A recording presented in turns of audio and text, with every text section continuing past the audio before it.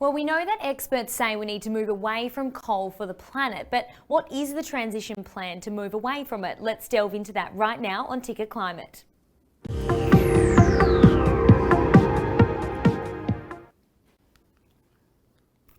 Hello and welcome to Ticker Climate. My name's Holly Stearns and it's great to have you tuning in every single week for this important and ongoing conversation. Now on Ticker Climate, we tackle the climate crisis that is facing our planet and we examine what actions governments and corporations need to be taking. My co-host Scott Hamilton is a climate change and energy expert and joins me now. Scott, it's lovely to have your company every single week.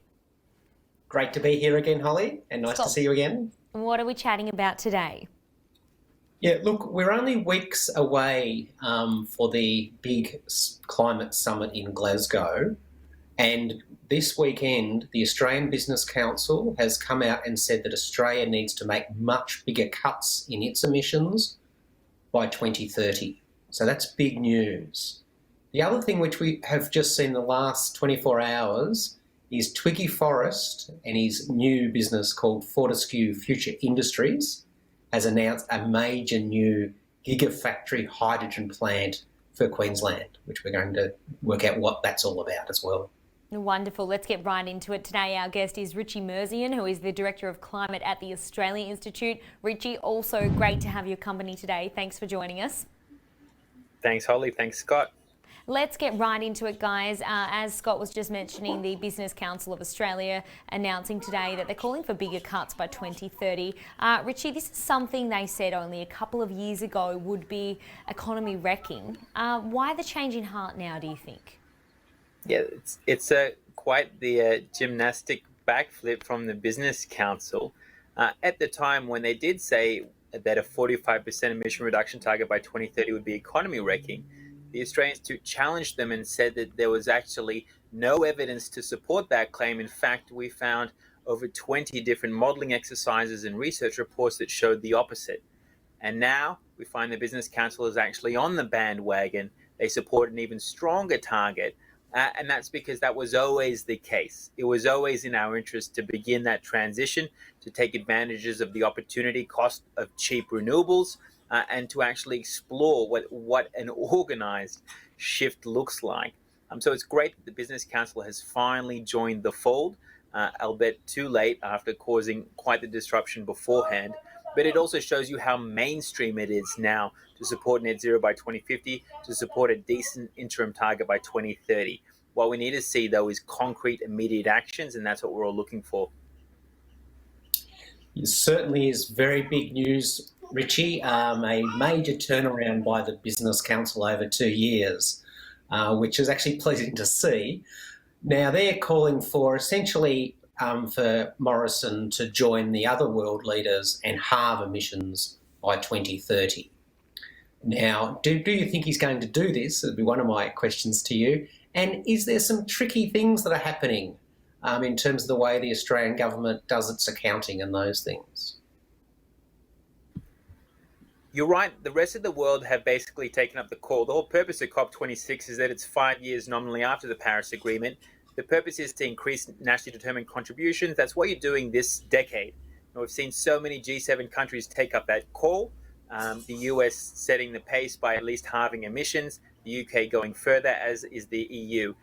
We haven't heard anything to indicate the Australian government will be doing more in the short term. And that's disappointing. That's what Glasgow is all about. There's no point in committing to net zero by 2050 and then not taking an immediate effect of that action, upping that short-term action. What we've seen is the opposite. We've seen an increase in coal mine approvals. We've seen an increase in public money for gas exploration. We've seen a further dependence on coal-fired power stations, potentially with new subsidies. So that's really disappointing. The best thing that could be coming forward from the Morrison government would be at least halving emissions by 2030 and locking that in as a target, not simply saying that we're on track to meet and beat our current woeful target for 2030. Scott, I wanted to ask you a little bit about this as well, just before we move on to another topic. But when we do transition away from coal, is the right plan and process in place for us to be able to do that? It's all good and well that we know that the scientists say we have to move away from coal because it's the biggest emitter, right? We have to move away. But is the right plan and process there for us to be able to do that? Really good question, Holly. And I think there's a couple of points that we need to really make clear is that one, well, the technology in terms of enough clean wind and solar power and green hydrogen, which we'll talk about in a minute, this technology is readily available. So that's able to make the shift, which we're talking about, and getting to this type of cut by 2030 is eminently doable. And we saw Minister Keane actually commit to this last week.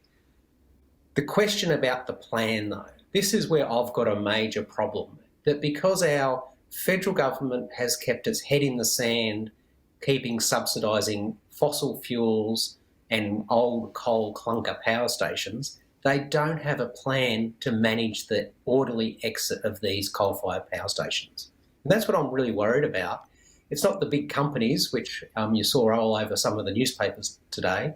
It's the workers and the communities that are going to be really hurt by this change. And the world is changing whether the federal government wants them to or not. I'm really glad that you made that point there. It's about the communities and the people that are relying on these industries. They're the ones that are going to get left behind. And it's really important that we talk about that as well in this climate discussion because they are involved in it as well. Now, you mentioned just before Twiggy Forests, there's a bit of a development there. What's the latest?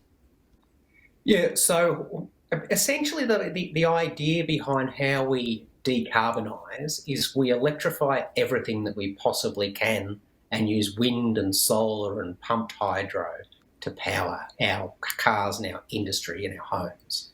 But there's going to be other things that still need energy and that needs to be clean. So green hydrogen is going to be a major part of the future with green steel and those sorts of things.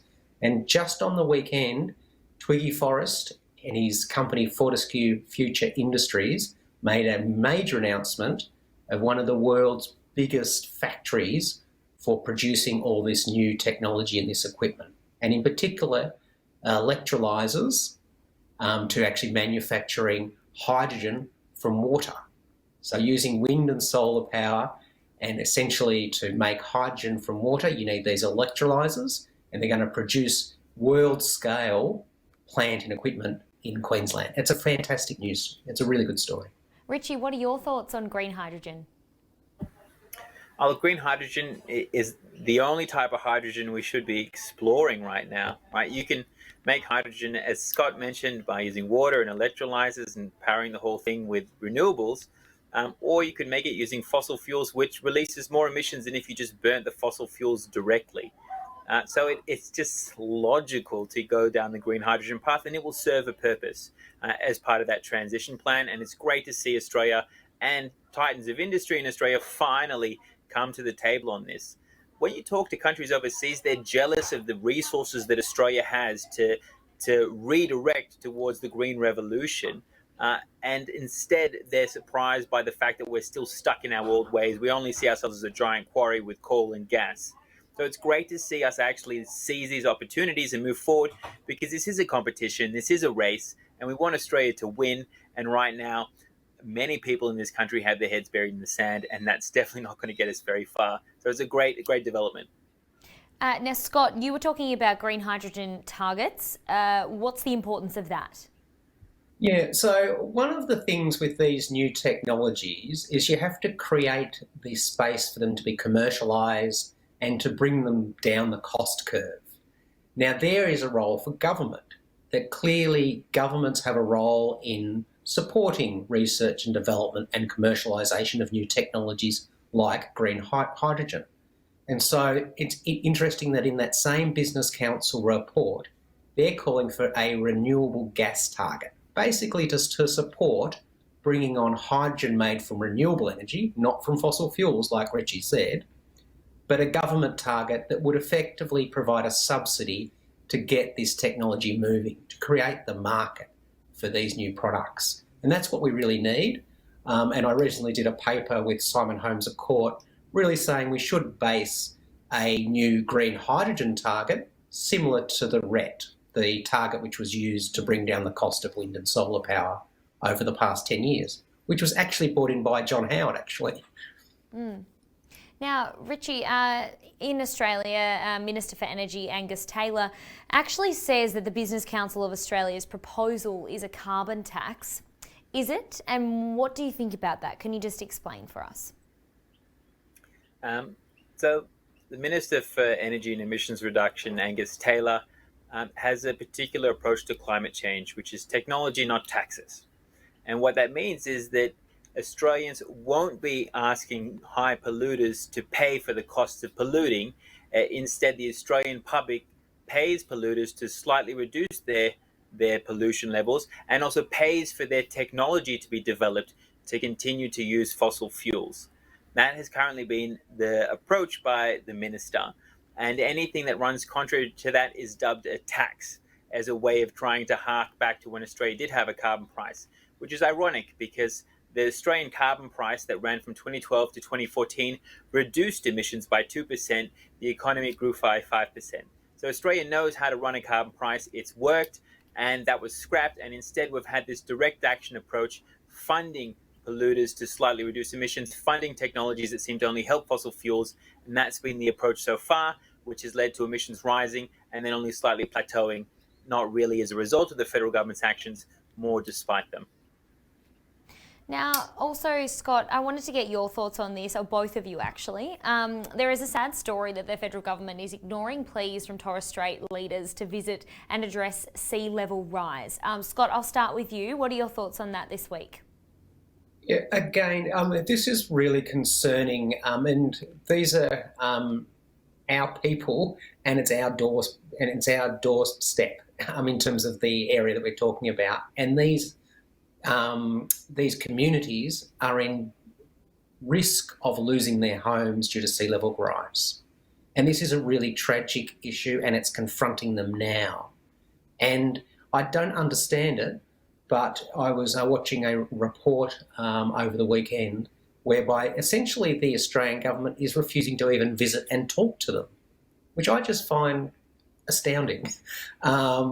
Because these people really need our help, and we need to get their voices elevated. Similar to we talked last week about the minister from Fiji and those island nations in the Pacific.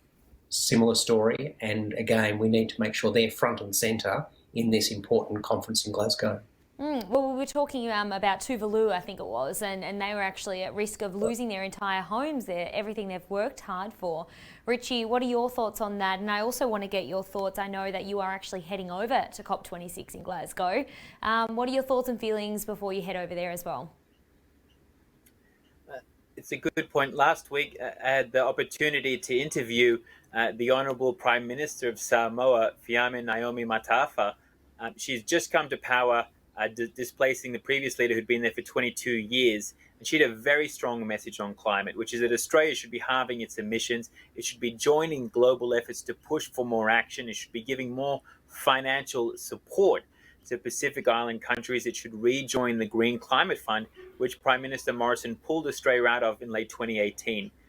There's a strong message from our neighbours and also from communities here in Australia that are on the front line, which is that either Australia needs to be doing a lot more to reduce emissions, or it needs to be doing a lot more to finance adaptation. How do we build resilience from those unavoidable impacts? And there's a good reason why there's 8 Torres Strait Islanders taking Australia to court, putting a formal complaint into the Human Rights Commission right now. And that's because the Australian government is doing neither. Neither is it reducing emissions sufficiently and galvanizing global action, nor is it financing and supporting adaptation. Australia doesn't have a national adaptation plan. Australia has never undertaken a national risk assessment as to how exposed it is to climate change. So Australia's not even taking care of its own people, let alone thinking more broadly about the concerns of those overseas. There's a lot more work that Australia needs to do when it comes to adaptation. And that's one of the major issues that'll be up at COP26. Yes, I'm looking forward to going to Glasgow. I've managed to receive permission from the Department of Home Affairs to leave the country and have managed to find flights after a long battle. And it'll be great to be there because there is a lot of attention and interest in terms of what Australia is doing. Great. A lot of questions asked. Great stuff, Richie. I'm so sorry. We have to finish things up. It does go so quick every week. I swear I say that every week. But thank you so much to both of you for joining us. We'll be watching and talking with you, Richie, while you are over in Glasgow. Thanks, Scott and Richie, so much. Thank you, Richie. Thanks for having us. And that is all we have time for today on Ticker Climate. Thank you so much for your time.